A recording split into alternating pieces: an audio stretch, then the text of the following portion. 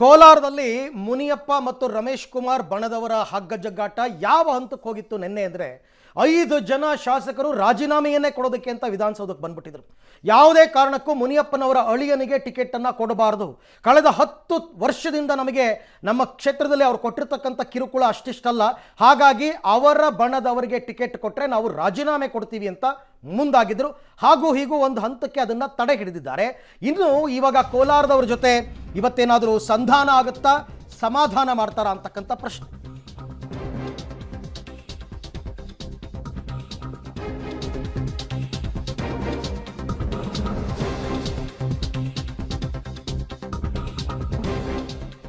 ಕಾಂಗ್ರೆಸ್ನಲ್ಲಿ ಇವಾಗ ಕೋಲಾರದ ಗಲಾಟೆ ಯಾಕೋ ಇದು ಮುಗಿಯೋ ಲಕ್ಷಣ ಕಾಣಿಸ್ತಾ ಇಲ್ಲ.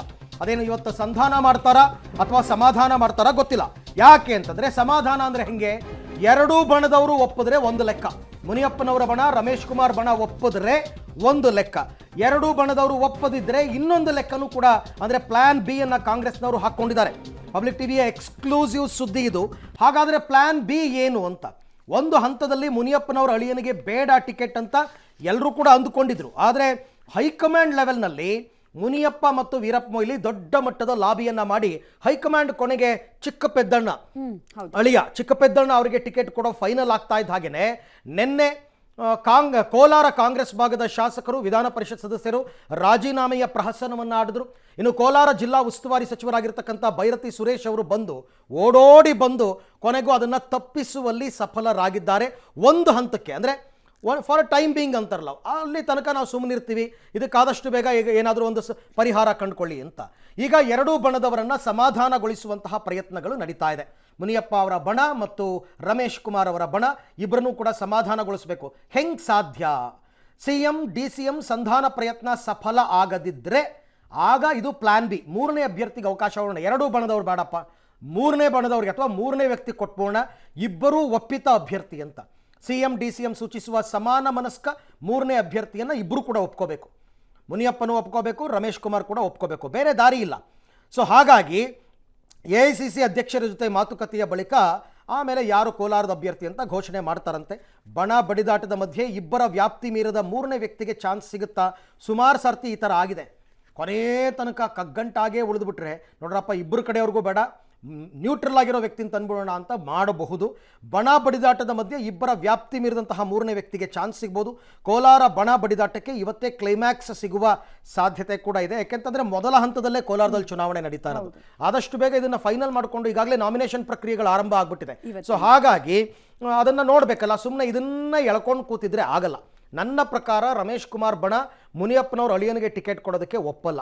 ಹಾಗೇನೆ ಮುನಿಯಪ್ಪ ಅವರು ಕೂಡ ರಮೇಶ್ ಕುಮಾರ್ ಬಣದವ್ರಿಗೆ ಟಿಕೆಟ್ ಕೊಡಕ್ಕೆ ಒಪ್ಪಲ್ಲ. ಜೊತೆಗೆ ಅಲ್ಲೇನೋ ಎಡಗೈ ಬಲಗೈ ಅಂತ ಕೂಡ ಒಂದಷ್ಟು ಫಸ್ಟ್ ಟೈಮ್ ಇಂತ ಸೂಕ್ಷ್ಮ ವಿಚಾರ ಆ ಥರ ಆಗಿರ್ತಕ್ಕಂಥದ್ದು, ಎಡಗೈ ಬಲಗೈ ಅಂತಂದ್ಬಿಟ್ಟು. ಮುನಿಯಪ್ಪನವ್ರು ಹೇಳ್ತಾರೆ 7 ಸಾರ್ತಿ ನಾನು ಅಲ್ಲಿ ಗೆದ್ದಿದ್ದೀನಿ, ನನಗೆ ಗೆಲ್ಲೋದು ಗೊತ್ತು ಹೆಂಗೆ ಅಂತ, ನನ್ನ ಅಳಿಯನಿಗೆ ಟಿಕೆಟ್ ಕೊಡಿ ಅಂತ.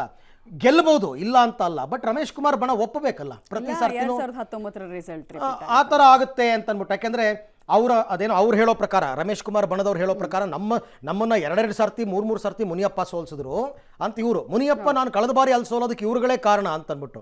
ಸೊ ಹಾಗಾಗಿ ಈ ಹಗ್ಗ ಜಗ್ಗಾಟವನ್ನು CM ಮತ್ತು DCM ಇವತ್ತೇನೋ ಮಾತನಾಡ್ತೀನಿ ಅಂತ ಮುಖ್ಯಮಂತ್ರಿಗಳು ಕೂಡ ಹೇಳಿದ್ದಾರೆ.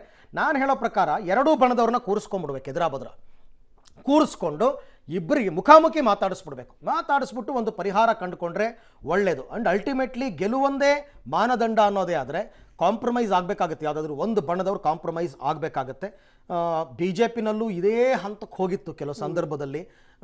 ಹಾಗೂ ಹೀಗೂ ಸಂಹವ್ ಅವರು ಮ್ಯಾನೇಜ್ ಮಾಡ್ಕೊಳ್ತಾ ಇದ್ದಾರೆ ಅಂತ ಅನಿಸ್ತಾ ಇದೆ. ಕಾಂಗ್ರೆಸ್ನವರು ಕೂಡ ಅದನ್ನು ಸರಿಯಾದ ರೀತಿಯಲ್ಲಿ ವ್ಯವಸ್ಥಿತವಾಗಿ ಅದನ್ನು ಆ ಭಿನ್ನಮತವನ್ನು ಸರಿಪಡಿಸುವ ಲೆಕ್ಕಾಚಾರ ಇಟ್ಕೋಬೇಕಾಗತ್ತೆ. ಅವರೆಲ್ಲರೂ ತಂದಿದ್ದು, ನಜೀರ್ನ ತಂದಿದ್ದು ನಾನು, ಅನಿಲ್ ಕುಮಾರ್ ತಂದಿದ್ದು ನಾನು, ನಂಜೇಗೌಡ ತಂದಿದ್ದು ನಾನು, ನಾರಾಯಣ ಸ್ವಾಮಿಗೆ, ಇವರಿಗೆಲ್ಲ ನಾನು ಸಹಾಯ ಮಾಡಿದ್ದೀನಿ. ನನಗೆ ಯಾರೂ ಕೆಟ್ಟದ್ದು ಮಾಡಿಲ್ಲ. ಇವ್ರಿಗೆ ಸೀಟಲ್ಲಿ ಕೊಡೋವಾಗ ನಾನು ಏನು ಅಭ್ಯಂತರ ಮಾಡಲಿಲ್ಲ, ಪಾರ್ಟಿಗೆ ಸೇರಿಸೋವಾಗ ಅಭ್ಯಂತರ ಮಾಡಲಿಲ್ಲ, ಯಾವುದರಲ್ಲಿ ಕೂಡ ನಾನು ಭಾಗವಹಿಸಲಿಲ್ಲ. ಪಕ್ಷ ಬರಬೇಕು, ಪಕ್ಷ ಅಧಿಕಾರಕ್ಕೆ ಬರಬೇಕು ಅಂತೇಳಿ ನಾನು ಎಲ್ಲರಿಗೂ ಸೀಟ್ ಕೊಡಿ, ನಂದೇನು ಅಭ್ಯಂತರ ಇಲ್ಲ. ಆದರೆ ಇವತ್ತಿವರು ಆ ರೀತಿ ಮಾತಾಡ್ತಾ ಇದ್ದಾರೆ. ನಾನು 7 ಸಾರಿ ಗೆದ್ದಿದ್ದೆ, ಗೆಲ್ಲೋದು ನನಗೆ ಗೊತ್ತಿದೆ. ಅವ್ರನ್ನ ಕೇಳಿ, ನಾನು ಶಿಸ್ತಿನ ಸಿಪಾಯಿ, ಕಾಂಗ್ರೆಸ್ ಹೈಕಮಾಂಡ್ ಏನು ಹೇಳ್ತದೆ ಅದಕ್ಕೆ ಬದ್ಧವಾಗಿದೆ. I don't speak more than this. ನಾನು 7 ಸಾರಿ ಗೆದ್ದಿದ್ದೆ, ಗೆಲ್ಲೋದು ನನಗೆ ಗೊತ್ತಿದೆ. ಅವರ ಅಭಿಪ್ರಾಯ ಅವ್ರು ಹೇಳಿದ್ದಾರೆ, ಹೈಕಮಾಂಡ್ ಏನು ತೀರ್ಮಾನ ಮಾಡ್ತಾರೆ ಅದಕ್ಕೆ ಬದ್ಧವಾಗಿರುತ್ತೆ ಅಷ್ಟೇ. ನಾನು ಶಿಸ್ತಿನ ಸಿಪಾಯಿ ಇದ್ದೀನಿ. ಕಾಂಗ್ರೆಸ್ ಪಕ್ಷದ 40-50 ವರ್ಷದಿಂದ ನಾನು ಪಕ್ಷದಲ್ಲಿ ಇದ್ದು ಬಂದಿದ್ದೇನೆ. ನಾನು ಇಷ್ಟೇ ಹೇಳ್ತೇನೆ, ಹೈಕಮಾಂಡ್ ಏನು ತೀರ್ಮಾನ ಮಾಡ್ತದೆ ಅದಕ್ಕೆ ಬದ್ಧವಾಗಿರ್ತದೆ.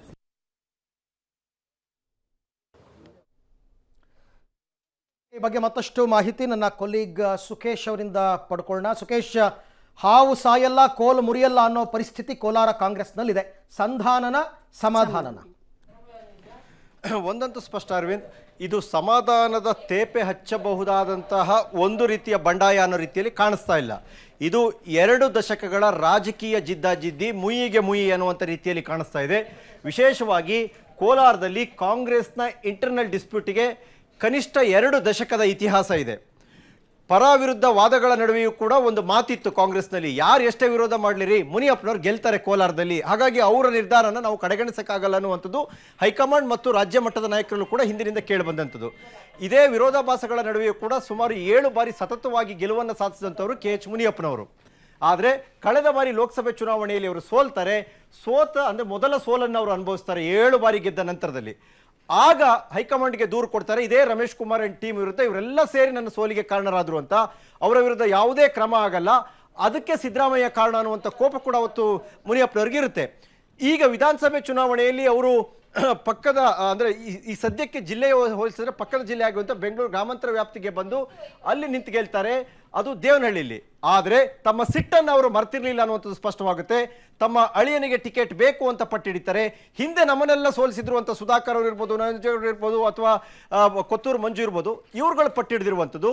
ಈ ಜಿದ್ದಾಜಿದ್ದಿ ಮುಗಿಯುವ ಲಕ್ಷಣ ಇಲ್ಲ. 3ನೇ ಅಭ್ಯರ್ಥಿ ಎಂಟ್ರಿ ಅನಿವಾರ್ಯ ಆಗುತ್ತಾ ಅನ್ನುವಂಥ ಪ್ರಶ್ನೆ ಮೂಡ್ತಾ ಇದೆ ಈಗ ಅರವಿಂದ್. ಓಕೆ, ಥ್ಯಾಂಕ್ ಯು ತಮ್ಮೆಲ್ಲ ಮಾಹಿತಿಗೆ ಸುಖೇಶ್, ಧನ್ಯವಾದ.